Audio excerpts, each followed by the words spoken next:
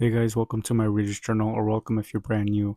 For this video, I'm going to be going over The Hating Game by Sally Thorne. Now, I watched the movie for this book a couple of years ago by now, and I liked the story and the banter enough for me to actually give this book a shot.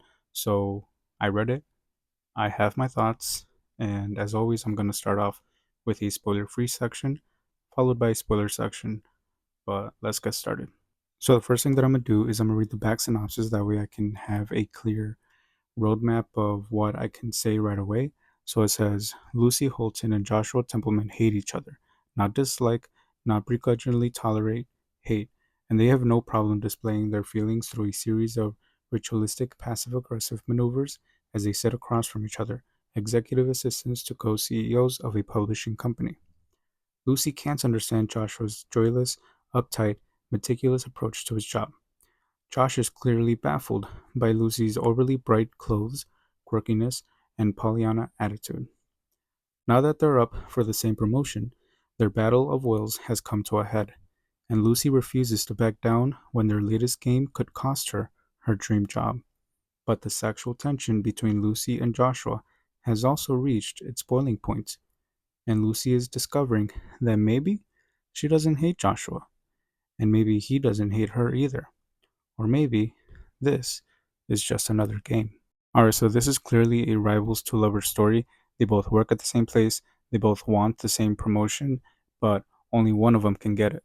And along the way of them battling for this position, they get themselves into, let's just say, a couple of different positions and find out that they might not hate each other after all. Alright, so my overall thoughts, it leans on the positive side. I like it, but it's not like the best thing I've ever written. It's not something that I'm going to be raving about, but I did enjoy it enough for me to rate it positively. I would be lying if I said that people in general think the way that the author displays people thinking and talking. Like, I kid you not, I started reading the book, and right away I was very thrown off by the voice of the character, like the way it was being written and narrated, and then also the dialogue that some of the characters were having right off the bat. It was throwing me off so much. But then once well, I don't know if it was I just kept reading and then my brain got used to it, or if it was more so like I kind of just told myself to get over it, and then I did, and then I just stopped taking it seriously, and then I was okay with it.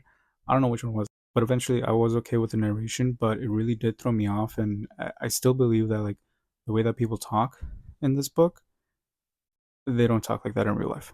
So, with this book being a romance book, it leans heavily on the lustful side of things because they have a lot of sexual tension, and they pretty much have this idea that they hate each other. And I think their idea of getting it out of their system is through getting something out of their system. But, like, at the end of the day, it is very clear that they are so obsessed with each other. Like, I can easily see them falling in love because of how utterly obsessed they are. Like, he knows everything about her, she knows everything about him, and they just keep playing these games just to, like, entertain not only themselves but like each other, to get on each other's nerves. And they just have this banter that you can tell right away, like literally right away, that they are endgame. And I'm happy for them because they found the person that belongs with them. So I do want to backtrack on the comment that I made of it being heavily lustful. And I'm not saying that this book contains a lot of spicy scenes, but it does. And this being one of the first, if not the first, adult romance book that contains spicy material, I was thrown back. I was like, oh my God. And granted, if book talk has taught me anything, it is to just expect that romance books will have a degree of spiciness in it. I know each book will be different. Some books will have more, some will have less, some will have none at all. But I was thrown off. I just didn't expect it, especially on page 5. Something happens, and I'm like, oh my God. Cannot believe this is happening on page 5. Not page 5, chapter 5. But yeah, I think that's all I have to say, spoiler free, for this book. Like, I do like it. It leans on the positive side, but it's not something that I'm overly like, oh my god, you should read it. I do think that if you do like rom com, um, funny banter, quirky characters, and just like a wholesome story with a dash of spiciness, you're gonna like this book. For me, I rated this book 3.5 stars. Again, it leans on the positive, but to me, it's not something I'll be thinking about later on, or I'm gonna feel the desire to read it. If I remember correctly, I think the movie did a good enough job to portray it, but I don't remember. I'll make a video comparing them later in the future. But if anything, if I do want to revisit this story, I'll probably watch the movie just because it's gonna take a little less time. Alright, so that is it for the spoiler free section. Right now, I'm gonna go over spoilers, so you've got like 5 seconds to click off.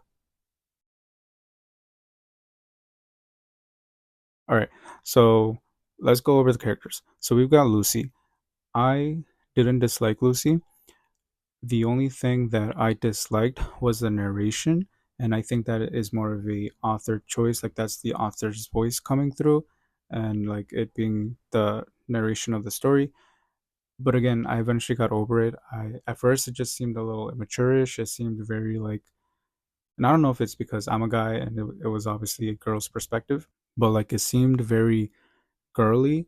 And I've read many books that have female protagonists, and this was, I think, one of the first times that it really leaned into that kind of voice, which again, eventually I got over it. It was whatever, but it just threw me off, if that makes sense.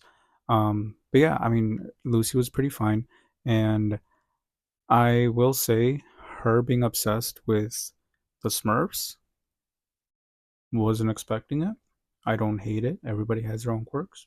No, but seriously, I think it's pretty fine. My dad also really likes the Smurfs. He's collected like the McDonald's toys that they came out with and everything. We have them in our living room. Like that was, to me, was just a cool connection that I made from life to book and everything. One thing that I was thinking of saying in this review was that while I was reading the book, because I was in Lucy's perspective, it started to get, and I know this is gonna be wrong, so I already apologize. The way the narration and Lucy's thoughts were coming through to me, and this isn't even the right word to say, but I can't think of another word, so I'm gonna say the word that I'm thinking that I know is wrong. It came off needy in the sense that like she, like lustful, like she just wanted to jump his bone, she wanted to get it over with, like she wanted him, she wanted to do it. And and at first when I was reading the book, it kind of threw me off because again, this is the first time I'm reading a romance book like this, so it's very much like, whoa. But then I started to get thinking, I'm like, wait, if I read this book, the same exact book, from Joshua's point of view, will he come across as needy, as I said, or lustful? And the answer is yes. Like, I can confidently say that if anything, it's going to be worse because he admits that he's been in love with her. He has been wanting her since day one, since the day they met. So, if we were in his perspective, he was going to be simping for her the whole time. It would have been this whole game of like the hating game, them doing games, and like, like he was like in it for her. He wanted her, whereas she was under the impression that he didn't like her. So she basically put up a mask since that first day that she didn't like him either, and that she wasn't going to give him the satisfaction of knowing that she wanted to be his friend. So yeah, I can definitely see him simping and being lustful and needy for her the same way that she was. Like, I'm pretty sure his would have been even worse. Like, from the first page, he would have been down on his knees for her. And yeah, so I'm glad that I thought about it more because if I just came on here and I only thought like, yeah, she was very lustful and he really wasn't, and towards the end, like no, like that man wanted her from the beginning. But anyways, moving on. All right, so next we have Joshua, and for Joshua, again, I don't really have anything much to say, but like again, he is someone who has this intimidating factor. People are intimidated by him and job wise and everything, but he also has this side of him that is very shy and conservative when it comes to his family. Like he doesn't want to be there. He like shuts down in a sense, and I think that was a good balance to have for his character, because if he was very intimidating, cocky, and like his life, but then was also very intimidating and cocky with his family, like it would be one dimensional. But because we see this duality in him, I think that just made him a more compelling character. Again, not going to be in America's finest pieces of literature, but it did a pretty good job. Last thing that I want to say for this book is towards the end, I thought that it was very rushed.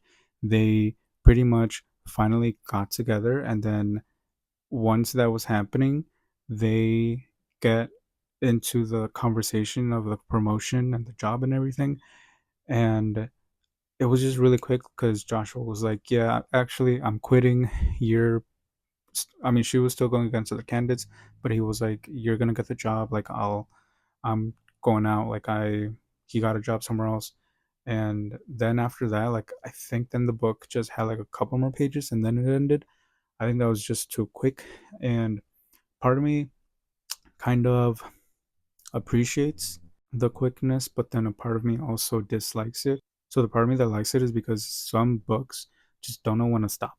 Especially with romance books, it's kind of that thing where like once the couple gets together, depending on what happens later on, it can get kind of stagnant and boring if it's just them being happy and just living through life. Like sometimes you just don't necessarily want to read that.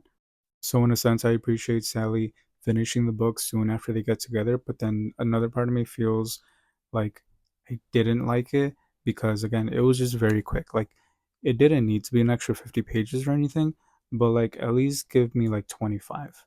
Like give me a proper ending to them passing the promotion thing. Give me a proper ending of Joshua finally going to the strawberry farm that he has been dying to go to. Like, give me that. And Sally doesn't. So that's also where the rating kind of does fall to the 3.5, because if the ending had been stronger, then it could have gone more up. But because it doesn't, then it stays at the 3.5. But anyway, that is it for this book. I don't have too much else to say about it. If you have any comments, you can comment them down and I'll reply. Make sure to like, subscribe, and I'll see you guys next time.